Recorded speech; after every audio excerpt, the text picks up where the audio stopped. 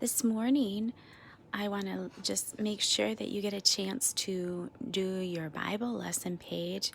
We have a page that goes along with the stories that we've been talking about, how Paul spreads the gospel, and this is in your packet of papers. And you can remember, how did God use Paul? And so you have some different words up here, and you fill in the blank, and they give you the first letter of the word you should use. Okay, so see if you can read those words using our special sounds. Maybe mommy and daddy can help you. But then on the back side, here's the other page so that you get to do both pages today. Paul's letters become part of our Bible. And remember last week we talked about where he was when he wrote those letters and who they were to. And so here you get to read a sentence and then draw a line to the picture it matches. Okay? So see if you can do that. And that is just a review of how God used Paul. And remember, when Paul was traveling around preaching and teaching, he was telling people about the one true God. Back in those days, there were people that out in front of everybody were worshiping different idols, at different things instead of God. They would have special stone idols, objects in nature like the sun and the moon and the stars. They would worship and pray to those things, and putting more importance on those things than God and the one true God. And it got people, well, remember the girl who they healed her? She was telling fortunes and earning lots of money.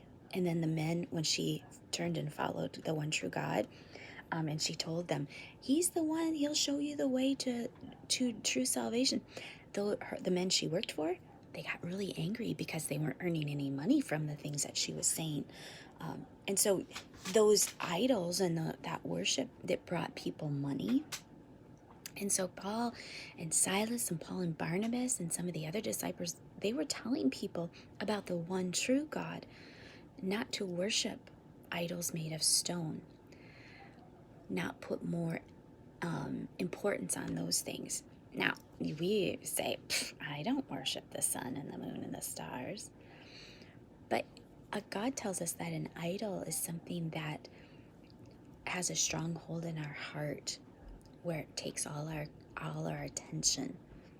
It can be something like TV, maybe your toys, and you think of those things more importantly.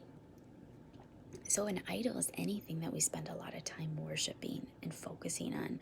And when Paul talked to people and told them, it made people mad. But did that stop him from telling the truth? No, it didn't. And remember, God used Paul to spread truth all over a large place. And he also used Paul as one of his men.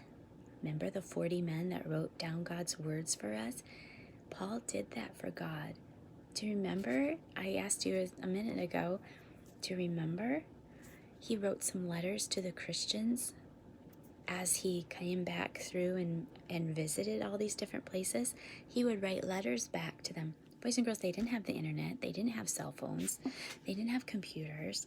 So how did he keep in touch with them? He wrote letters.